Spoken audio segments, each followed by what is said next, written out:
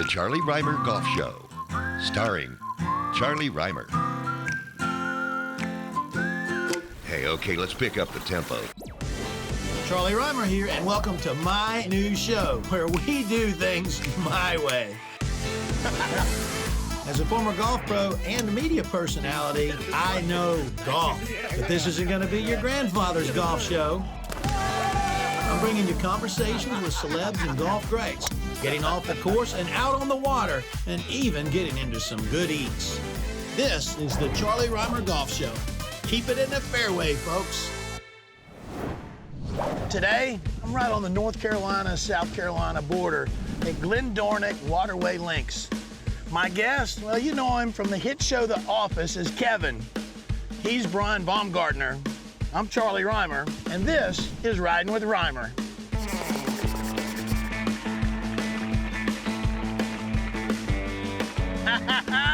Brian Baumgartner, get in my cart. Let's get out on this golf course. What's up? Let's go. It is good to see you. It's great to see you. Let's do this. For the record, I'm gonna whip you today out here, just so you know. Never, no chance. So I read on Wikipedia.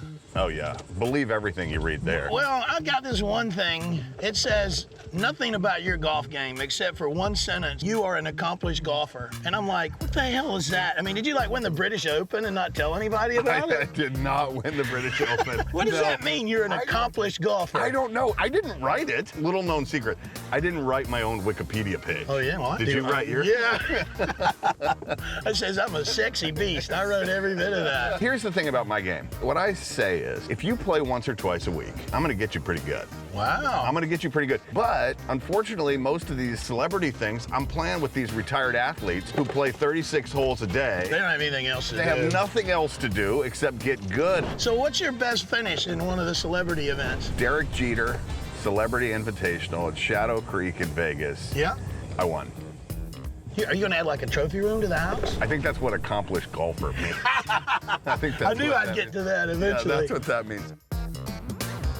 All right, so this is the 16th hole here at Glen Dornoch. It's about 260 through the fairway. Okay. So driver may be way too much for you. I mean, you want to go back and get like your 5-iron or something? No, I think I'll just draw it around, just like a 280, 290 draw. I can do it. When if I hit that, then I'm good, right? Yeah, 280, 290 draw would be perfect. But this bush is in my way. Yeah, that's part of the problem. It's part of the challenge. All right, let's see it. All right. You look nice and loose. I'm always loose, Charlie. Do these cameras make you nervous? The cameras do not make me nervous. Oh, I was just checking, because I'm pretty scared. But I want you to stand right there in my eye line. Okay. Right? I'm here, right here. Gosh, that'll play. That's really impressive. That'll right play. there. That'll really play right there. You are an accomplished golfer.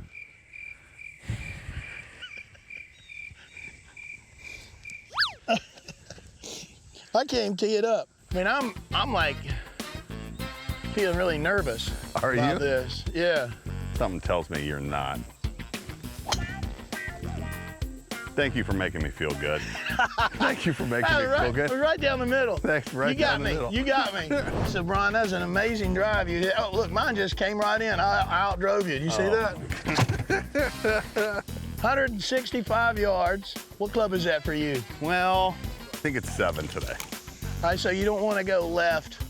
I don't want to go left. It looks like I don't want to go right, actually. No, that's very deceptive. You can actually play out of that swamp on the right. You the can? left is dead. Oh, brother. Here we go. No problem. Oh, that'll be perfect. That's perfect. You know what an alligator is, right? I didn't go left. That's a good shot. Be right, baby. All right, I'll take that one. Yeah, that was a good shot. I'm glad you got a chance to see that one. That was a good shot. You might want to take some notes on that. I will after I get this from the alligator.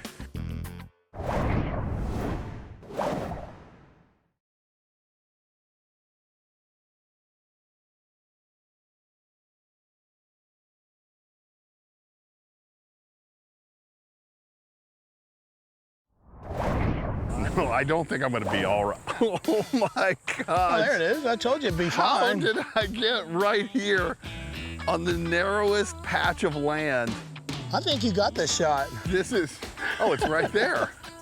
Well, Oh, no problem. I don't know that you can stand right here. I don't want to lose you. You don't think I can, I can stand there. Okay, let's try it. It seems like maybe this is where a stunt double ought to be. Be careful, that gravel is loose. Yeah, here you we got to go. bump it down the path. Oh! Gosh, that was gonna be so good. I'm okay. Yeah, Oh, you all right? I'm okay, yeah. All right, let's go. Sit! That's not bad. Is that what we call the Texas wedge? Yes, sir. That's pretty well done. This right here is what breaks hearts. You mind if I give you a tip on this one? I mean, Sure. I'll give you No. a serious tip. Yeah. You guys putt on bent grass and poana out there. Yeah. This is Bermuda grass. And if y'all could come in and shoot this side of the cup is worn out. Yes. We have grain here, and grain always grows towards the setting sun. The grain is going that way, and that's one of the ways that you can see what the grain is actually doing. Not only is your putt downhill, but it's down grain. It's going to break a little bit less, and it's going to be a little bit faster.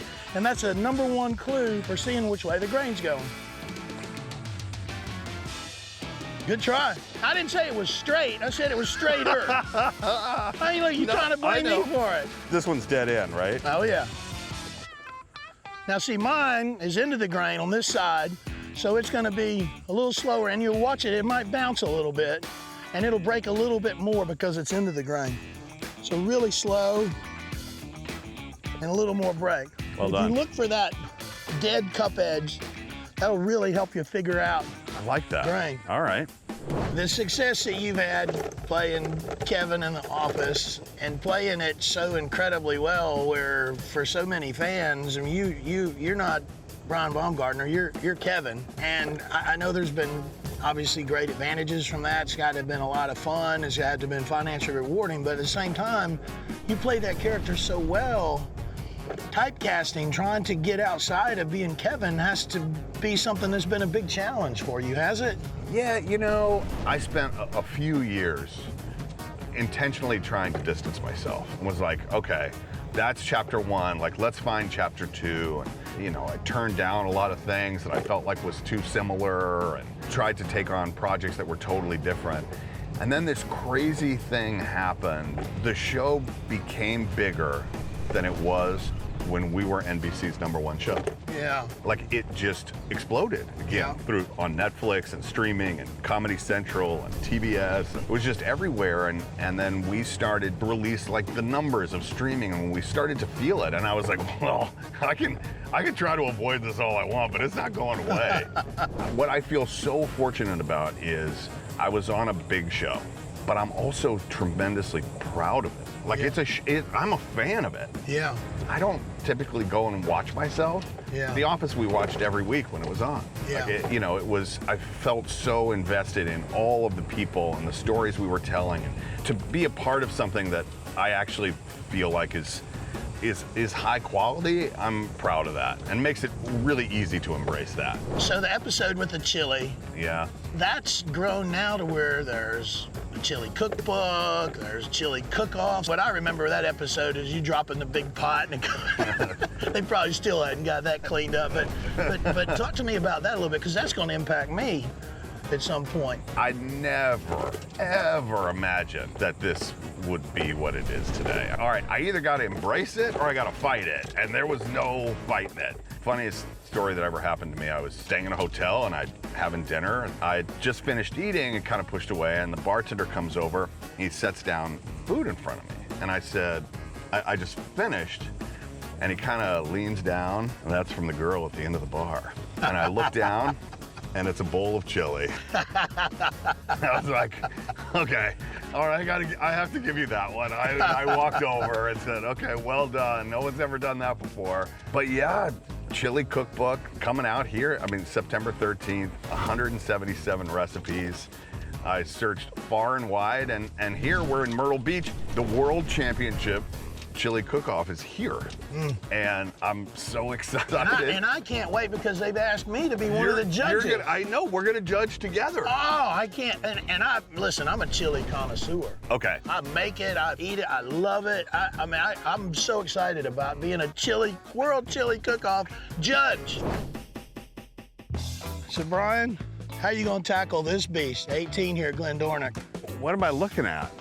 It looks like both ways. That seems like a far one, right? Yeah, let me do some splaining. Okay. Okay, so the building you see is the clubhouse. The green is to the left. It's a double green with number 9. There's fairway over this direction. It's a 200 and something yard carry. Or you can hit like a fairway metal over here the right side. Okay. You don't strike me as a laying up type. No, not really. No. Let's go for it. You want to go for it? Okay. On the left? Yeah, on the We're left. going toward that flag that I kind of see? Right at the clubhouse, the window in the clubhouse. Oh, boy. Before you tee it up, I'm going to show you a little something that'll help. Okay. Grab that tee marker over there. Yeah. All right, come on with me. Set her right there. Now then, just with that little tip, we picked up like 20 yards. Hey, don't you feel better about getting over that now? I do feel a little bit better. Right, window in the clubhouse. Window in the clubhouse. Yeah, that's it. You don't have to try to kill it, right? Well, yeah, but that's no fun. Swing hard at it. I mean, get after it. Come on, let's see it. Big ball it. Big ball it. Let's go. Boom. Look at that big baller. It might have made it. Did it make it? Did you see it bounce? It felt like it should have made it. All right, that's as good as I can get. See that window in the clubhouse? Oh, my goodness. Yes, I saw it bounce. Woo-hoo! I saw it bounce. Get some of that, ladies and gentlemen. All right, Brian, it all comes down to this. Final putt on 18. And here's the deal. What are my odds? Okay, well, go we're not ahead. gonna do odds, we got a wager. So here's the deal. You miss this, you buy me lunch. You make it, you buy me lunch. Sound like a good deal. Let me get my shadow out of your way. Yeah, can you please? Yeah, because I wasn't planning on skipping lunch. Gosh, I really want this to go. Oh! Nice try, good putt. Dang. Lunch is on you. Appreciate you coming down to Myrtle Beach and see me. Thank you so much. I had a great time. It's a real pleasure, and you really are an accomplished golfer. Well, thank you. Yeah.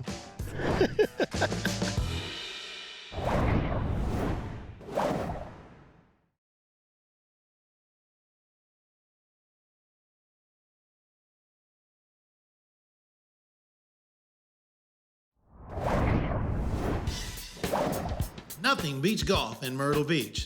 I'm showing off and playing some of our best courses, all while giving you some advice for your game. This is Charlie's Golf Tips.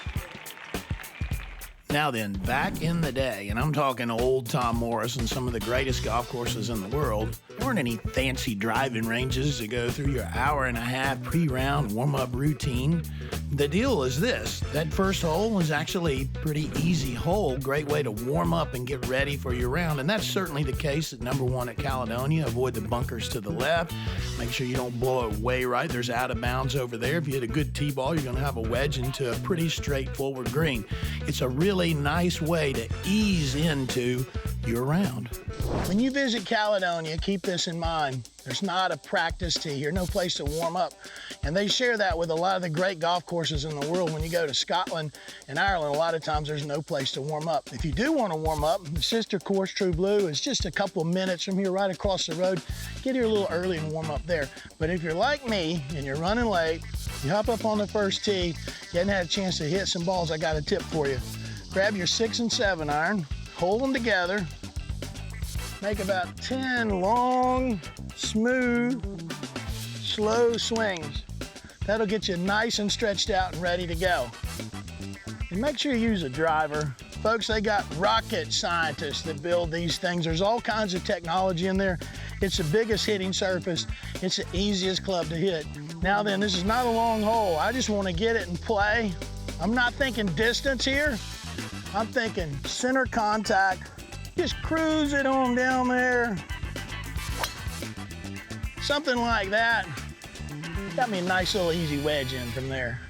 The par 5 10th at Caledonia, it's a 3-shotter for most golfers on the planet, myself included. The key is to avoid the bunker up the left-hand side of this fairway and pay attention to your layup shot because you want to go a little farther left than you might think. Now this green, it is super skinny, so it's really important to give yourself a nice little flip wedge opportunity from the middle of this fairway.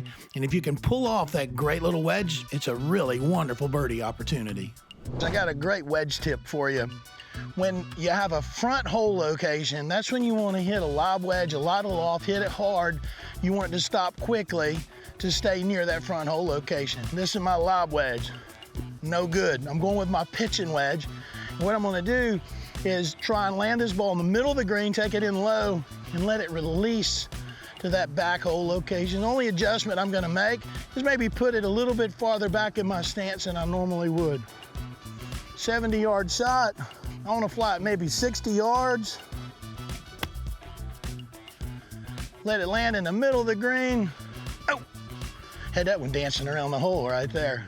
When you stand on the 11th for the first time at Caledonia, if you're a big fan of golf, in particular if you're a big fan of the Masters, it almost feels like a deja vu, especially if you've had the opportunity to play Augusta National, because this hole feels a lot like number 12 at Augusta National, one of the best par 3s in the world. Sure, the water's on the left instead of the right, and the angle works from right to left instead of left to right, but you better be careful if the wind is swirling. Here's the best way to tackle this beautiful 11th here at Caledonia. This 11th hole is one of the prettiest par 3s in all of Myrtle Beach, and I do see a little bit of the 12th at Augusta here. It sort of takes your breath away the first time you see the hole. Now let's keep it really simple. This green is pretty deep from back to front. I'm about 160 to the middle of the green. But what I do when I play this hole is I divide that big green into 2 smaller greens, front and back. I'm about 160 to the middle. I never want to hit it 160. I either want to hit it 150, which is an 8-iron, or 170, which is a 7-iron. Just keep it as simple as possible. Ignore the flagstick and put it in the middle of whichever green the flagstick is that day.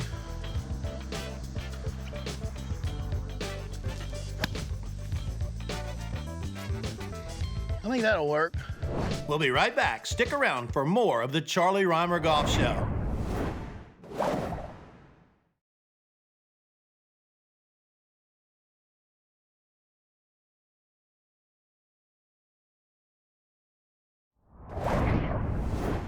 When you stand up on the tee box at 13 at Caledonia, it feels a little claustrophobic. It feels like you're being squeezed, and that's absolutely the case because you're definitely playing through a chute. But you also get the feeling that if I put my ball in the proper position off the tee, I'm going to be rewarded with something, and boy, are you. Look at the view as you turn this corner. This green is raised up. It's in an island of sand, beautiful pond behind. It's a good birdie opportunity, but you have to have great discipline off the tee to put the ball in proper position. As you can see, the 13th hole looks a lot different here on the tee box than it does from up above. And the tendency is the first time you play this hole is to feel like, I gotta hit over to the left. I gotta cut the corner. Don't do that, my friends. If you do that, you're gonna end up in some deep and dark trees. You gotta play the ball out to the right. That's gonna give you a much better angle for your second shot. Now what I'm gonna do is I'm gonna find a tree trunk through the fairway. It's the right center of the fairway.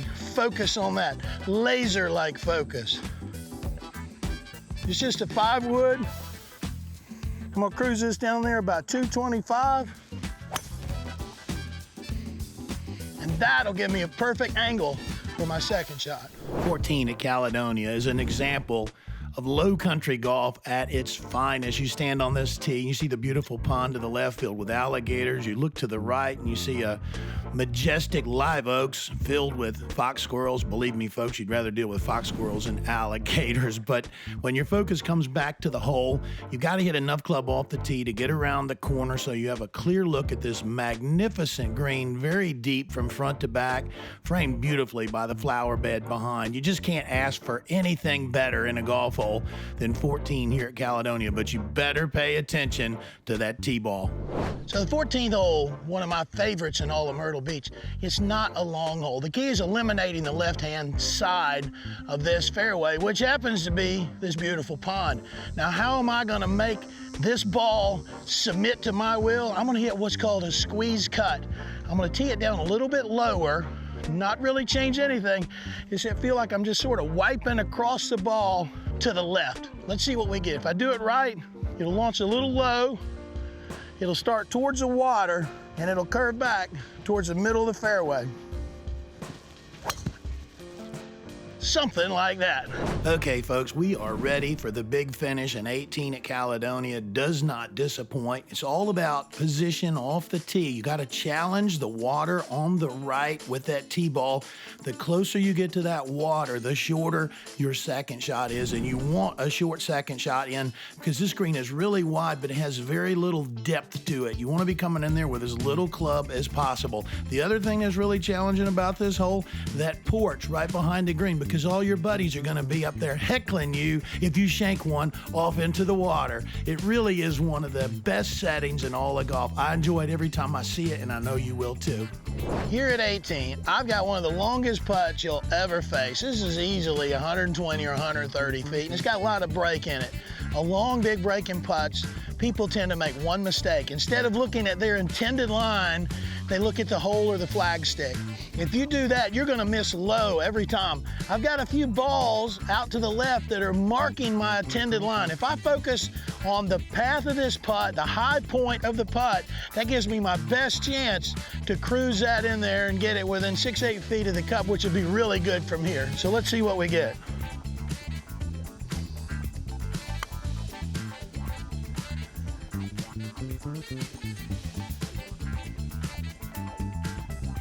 I'll take that one.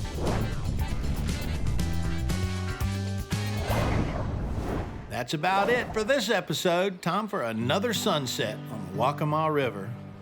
Give every opportunity that comes your way maximum effort. Just like hitting a tee shot in golf.